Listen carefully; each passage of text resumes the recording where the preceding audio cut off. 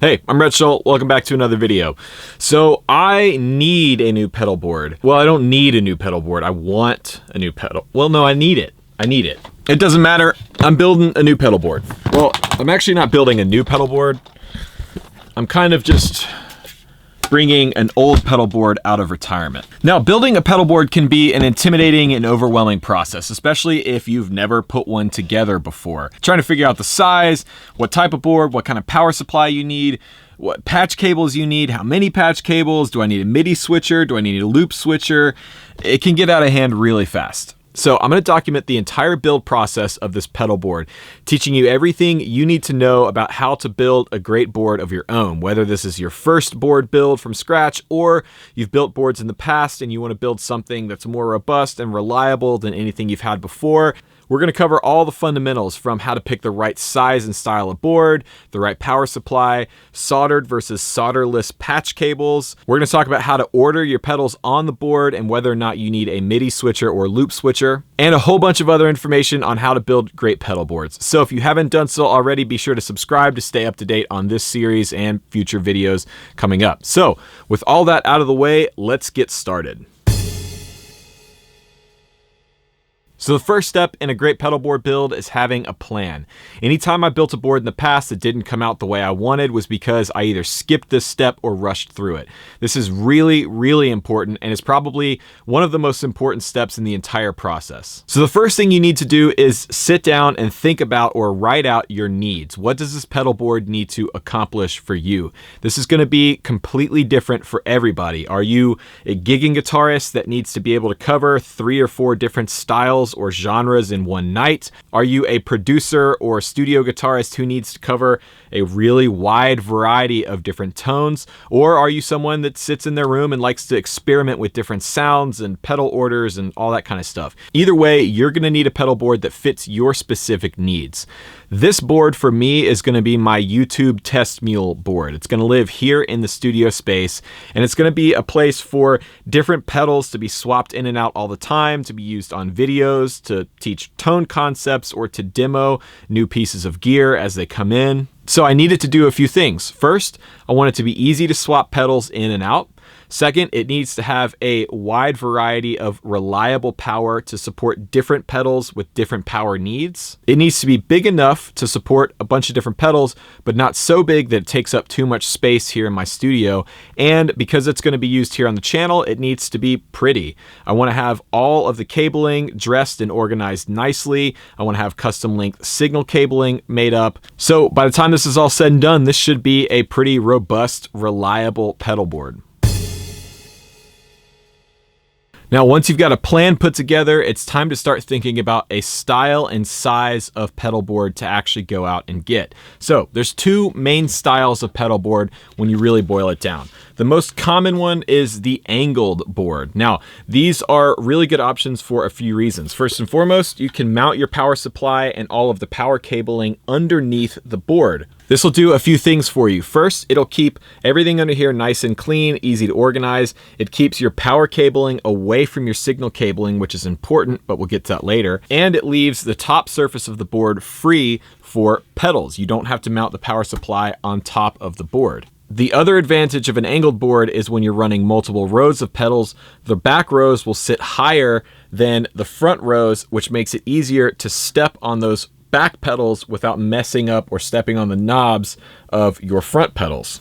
And the other common style is the flat board. Now, these are good because they're low profile, especially if you're only running a single row of pedals like this one. You've got a nice, slim, compact board. You don't need a big case for it. And with certain flat boards like this pedal train, you can actually mount your power supply and all your power cabling underneath it like an angled board. So it's kind of the best of both worlds in this case. The other thing is if you're on a budget, a flat board can be a lot less expensive than angled boards off the shelf, or if you're a more DIY minded person, you can actually use something like a cutting board or a piece of plywood as a flat board to make your own pedal board from scratch. Now, once you've decided on a style of board, it's important to think about the size. Now, this is another one of the most important considerations when designing your pedal board, and this is one that I've screwed up a lot in builds in the past. Now, you might be thinking, dude, I need a huge board, okay? I run stereo at every gig.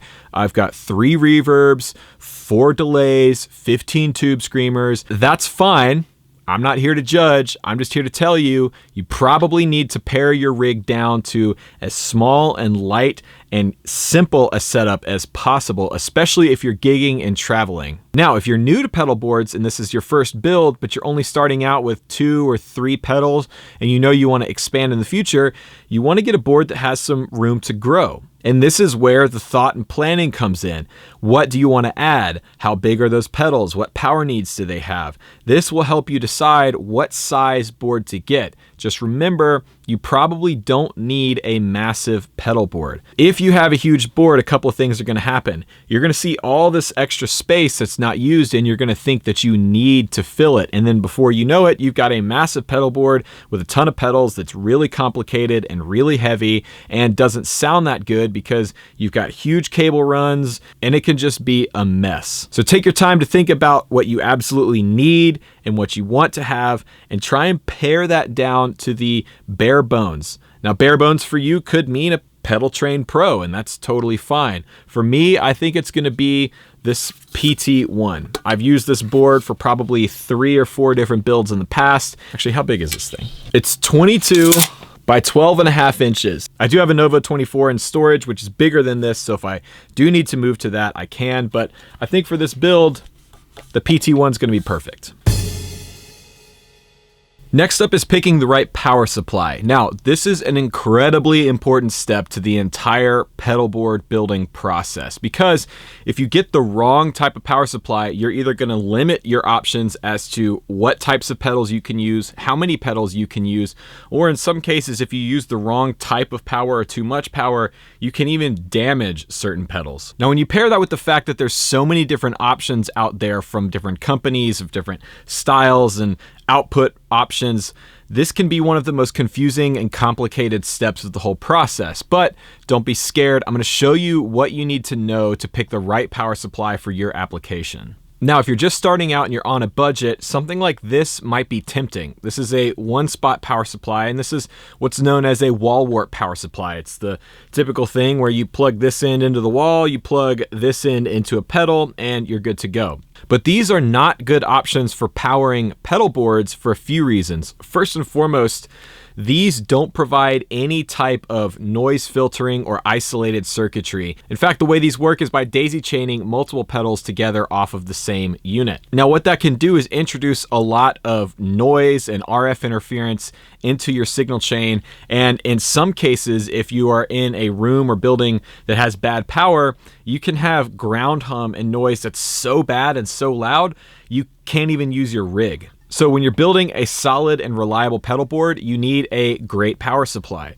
So I recommend something like this. This is an isolated DC power supply, meaning each one of these outlets powers an individual pedal and they're all isolated circuits, which means it's going to help filter out noise, it's going to provide surge protection, and it's going to provide even clean power to all of your pedals individually. Now, this is a really popular option. This is the Voodoo Labs Pedal Power 2 Plus. This is an old standby. In fact, I've had this on my board for years, but I'm not actually going to be using this power supply on my board, and here's why. So there's 3 things you need to be aware of when you're providing power to a pedal. And those are voltage, polarity, and amperage. So voltage is pretty straightforward. Most common stomp box style pedals run on 9 volts, like you would get from a 9-volt battery. So when you're picking out a power supply, God, there's so many plosives in this segment. When you're choosing a power supply, it's important to pick one that has, God, now I'm aware of it, and every time I say a word with p in it, it's like getting in my head. So when you're choosing a power supply, it's important to it's still there. So when you're choosing a power supply, it's important to choose one that has an abundance of 9-volt outlets. Got it. Because the reality is you're probably going to have a majority of 9-volt powered pedals on your... God, it's still there. What am I doing? But not all pedals run on 9 volts. This JHS color box, for example, takes 18 volts. If you run 9 volts to this pedal, it's just not going to work. Or something like an Eventide H9 takes 12 volts. So it's important to look at the pedals that you're going to be using on your board and figure out what their voltage needs are. Now, because there's going to be a wide variety of pedals on my board, I don't know exactly what type of power requirements they're all going to need. So because of that, this Voodoo Labs unit is not going to work for me because it only offers 9 volt outlets. Now, the next thing to consider is polarity. Now, polarity is important because if you get this wrong, you can actually damage a pedal. Now, the good news is most common pedals out there run on center negative polarity, but you should always check by either looking on the pedal or in the owner's manual or online. Now, this Mr. Boost from Greenchild here has it printed on the bottom of the pedal with this little diagram here. Now, this diagram is showing that this pedal takes center negative power, and you can tell by looking at that filled in circle with the minus sign next to it. Now, common exceptions to this rule are Eventide pedals, which often take center positive polarity, and to run one of those, you're going to need an adapter plug which switches the polarity from center negative to center positive. And the last thing to consider is amperage, or how much current a pedal draws in order to run properly. Again, most common stomp boxes are going to run on 100 milliamps or less. But a lot of modern pedals that are more robust or have digital signal processing built into them require a higher current draw. So let's say, for example, there was a delay pedal that I wanted to put on my board. Strimer Volante. Sorry, I'm still trying to get over this cold. I would need to make sure I had a power supply that provided at least 400 milliamps of power to power that pedal God, there it is again. If you underpower a pedal, a lot of times it'll sound weird. You'll get strange artifacts, especially with digital pedals like delays and reverbs, or they just flat out won't work. Now, I've owned power supplies from a variety of different companies, Voodoo Labs, Chalks, One Spot, Strymon, and the reality is they've all been great. But for this board, I've decided to go with the Strymon Zuma. For my application, the Zuma is the perfect option. It's got 9 outlets,